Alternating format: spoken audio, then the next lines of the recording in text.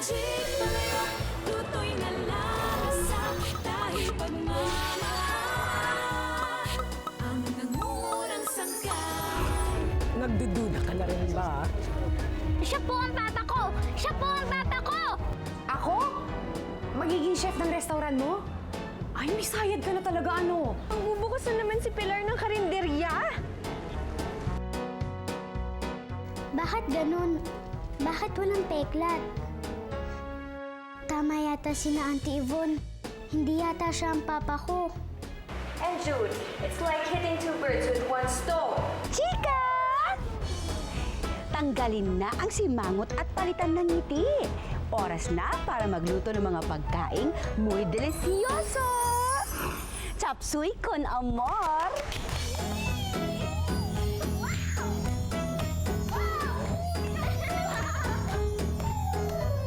Adobo ay tsak na malinamnam. Nilagang gulay ay sapat ng ulam. Bulan lang man o dinding ang sinigang, ang sarap ng asin. O katalong o di kaya'y kangkong, kamatis na sinawsaw sa bagoong. Bagnet na kay lutong, champion, pati tutong.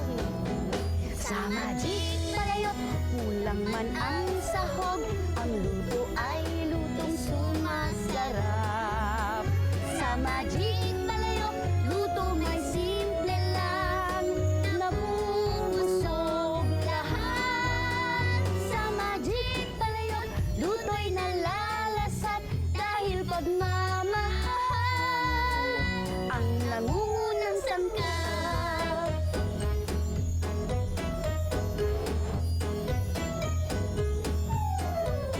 Sa palayok na to nabubuhay, pag-aruga sa ating nanay. Sa magic na taglay, ang saya'y walang kapantay.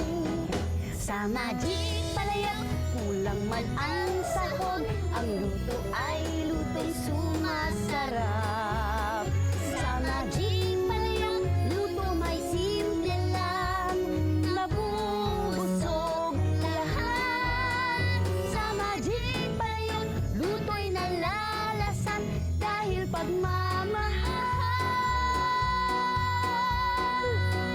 ang nangungunang sangkap. Sa Magic Palayok, luto'y nalalasan dahil pagmamahal ang nangungunang sangkap.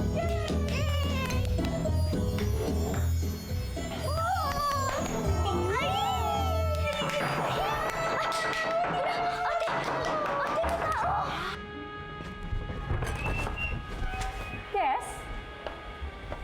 Ano lang? No! Ang dami natin kinita, Siyang.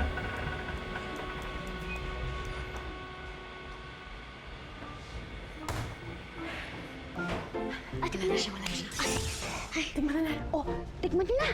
Tikman niyo na yung chop suey. Sige!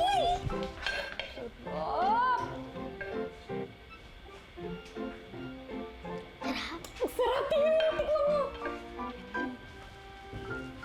Ang sarap! Galing pala yun!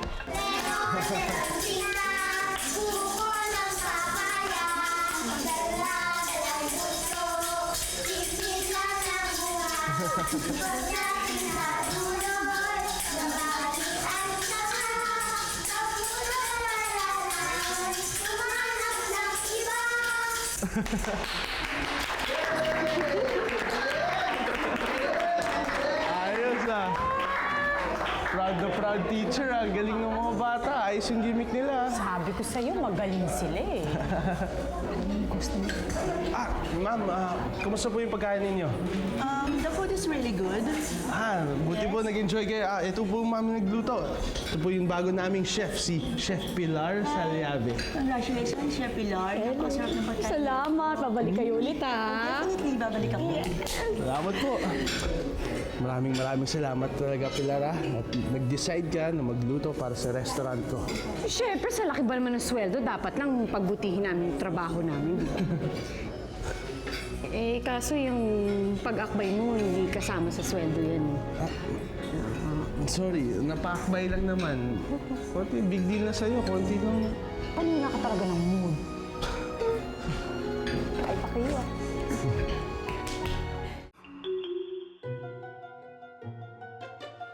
Chika, sa ating kusina, dapat palagi tayo nagsasaya. Sabayan natin ang kanta at pagsayaw, Cookie! Ha? Yes! Come on, let's go!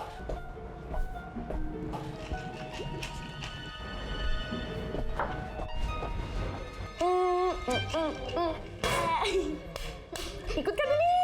Yay! Sabay! Malalaman ko din ang sikreto mo, Pilar. Ba't parang may kumakanta?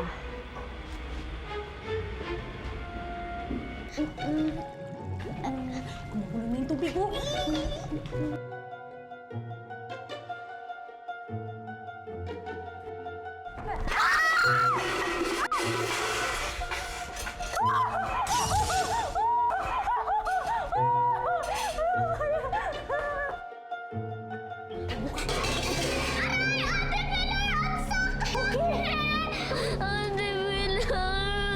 Ate Pilar, Mama! Ano nangyari? Ate Pilar! Ano nangyari dito? Kung ganito na lang po kayo, kami na pong bahala sa bata. Pilar, ano nangyari kay Cookie? Ano nangyari sa kanya? And what's going on in your head at ginawa mo yon, ha? Bakit mo pa kasi sinisilip si Pilar? Gusto ko lang naman malaman yung sikreto niya. Eh kung yun naman pala ang plano mo, edi sana nag-iingat ka. Natasha, pati si Cookie napahamak sa mga kalokohan mo. Hoy, bakit mo ba ako sinisisi, ha? Sino bang may hawak ng kasirola? Kasalanan ko ba na tatanga-tanga yung bata, ha? Pwede ba, Natasha, ha? Shut up! Just shut up!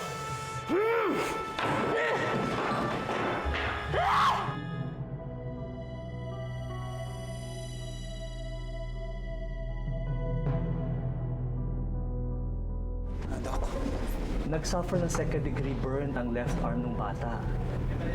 We're giving her IV fluids at saka kailangan ko magpa-standby ng plasma sa packed red blood cell just in case.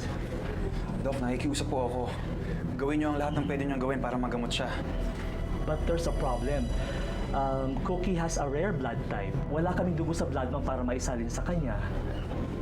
Paano po yan? I recommend that both of you should be screened. Especially you, sir.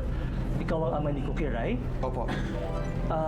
Kailangan nating pumunta sa laboratory para magpa-blood typing, sa cross-matching, para masalin na kaagad ng dugo ang bata to avoid complications. Okay? Okay po, Dok.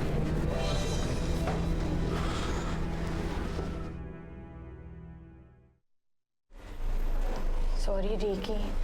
Sorry talaga, ha. Hindi ko dapat pinabayaan si Cookie sa kusina, eh. Ay, Dok. I'm sorry, pero magkaibang blood sample ninyo sa dugo ng pasyente eh. Pero siya po ang ama ng bata. Pero magkaiba sila ng blood group. Magkaiba. Baka nagkakamali kayo, Dok. If you will excuse me, sasabihan ko yung mga nurses ko na i-check sa ibang ospital if they have the child's blood type, okay? Excuse me.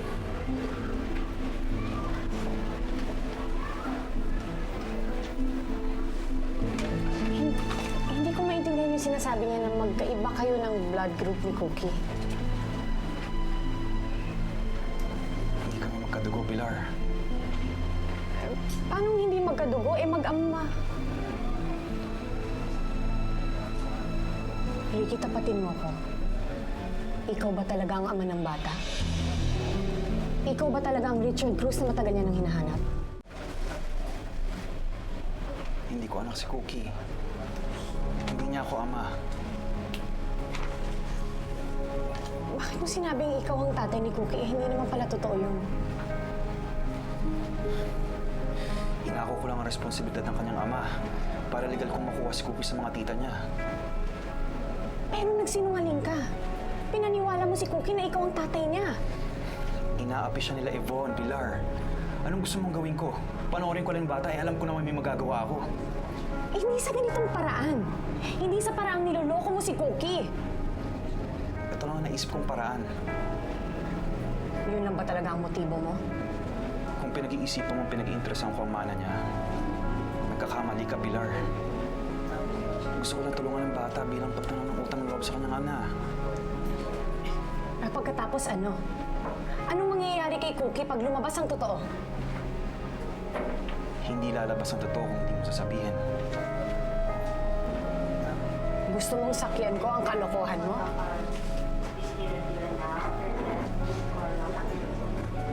Nagtataka na si Cookie, Ricky. May mga bagay siyang alam tungkol sa tatay niya na hinahanap niya sa'yo pero hindi niya matagpuan.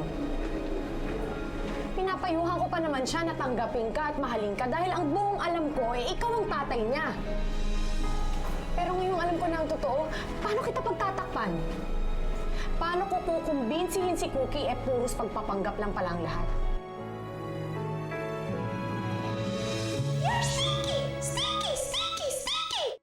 Hindi ka ba talaga titigil, ha? Gusto mo pilipitin ko ang leg mo para... Oh, stop it, Natasha. Kung galit ka sa mundo, huwag ang iba ng pagdiskitahan mo. It's Jude's fault!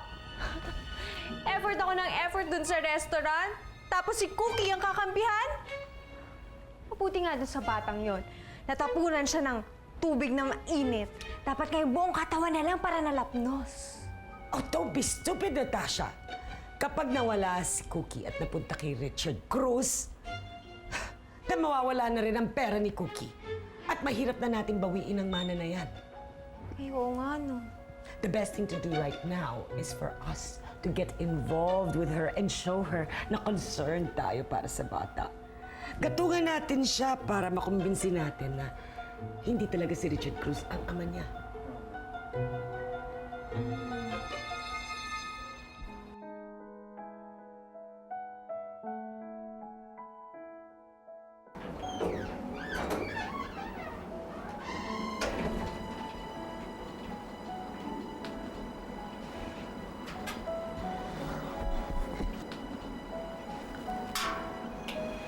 Alam mo ang tungkol sa pagkukunwari ni Ricky? Naiintindihan ko kung ba't niya ginawa yun. Alam kong makakasama para kay Cookie ang bumalik sa poder nila Yvonne at Natasha. Pero hindi ko alam kung makakabuti para sa bata ang pagsisinungaling ng kapatid mo.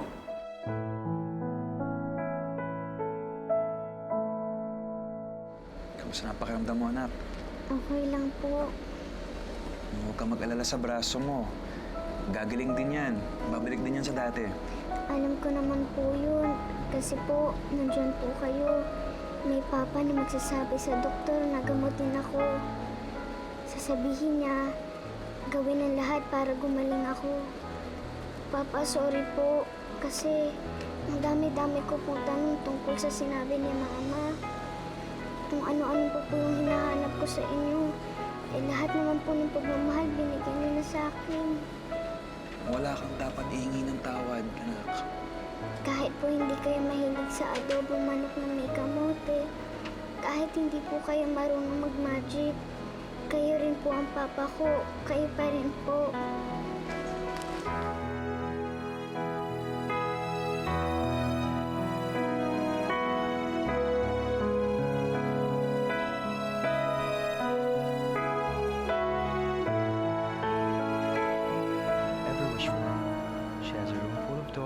Wardrobe filled with beautiful clothes and shoes to have right in your room.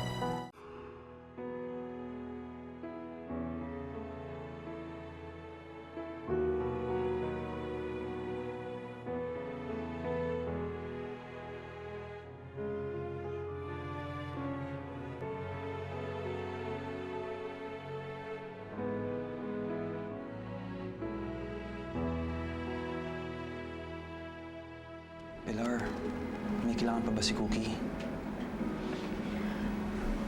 Okay na siya. Mahimbing na ang tulog niya.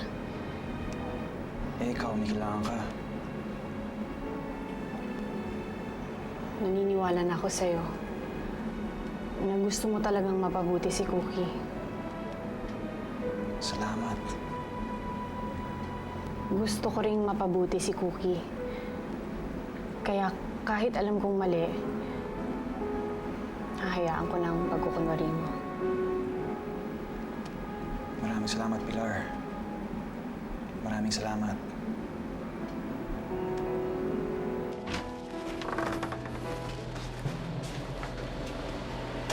Anong ginagawa niyo dito? Well, nandito kami para bisitahin ang pamangkin namin na pinabayaan ninyo sa kusina. Makakalis na kayo dahil hindi kailangan ni Cookie ang dalaw niyo. We are just concerned for her.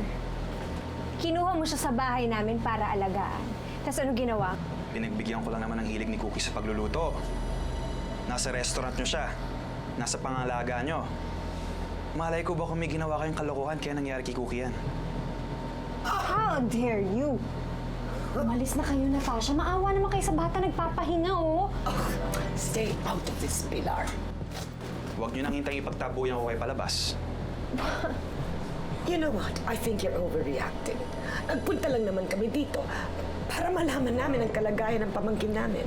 Tigilan niyo na ang pagkunwaring may pakialam kayo sa anak ko. Dahil hindi niyo ako maluloko. Anak mo? Who do you think you are? Hindi mo nga mapatunayan na ikaw nga talagang ama niya. Pinapatunayan ko lang ang sarili ko kay Cookie. Hinding-hindi sa inyo. Fine. Kumbinsihin mo ang sarili mo. But mark my word, I will get her back. We will get her back. And as God as my witness, I will get her back. Makakalis na kayo. Mabuti pa umalis na kayo. Umalis na kayo ngayon. Don't touch me! Huwag kayo umalis. Myself. Umalis na kayo. My word. Mark my word. Get out of here. Right now. The nerve of that guy. What does he think? Does he own this hospital? Don't worry, I'll make sure he sees the end of his days. Nurse, may order na ba si Dr. Valdez kung kakancel yung standard plasma ni Cookie De Leon? Wala pa. Sayang no? Sana nga i-cancel na lang. Bihira rin kasing blood type ng bata. Eh, yung father niya hindi rin makapag-donate ng dugo dahil hindi mag-match ang dugo nila.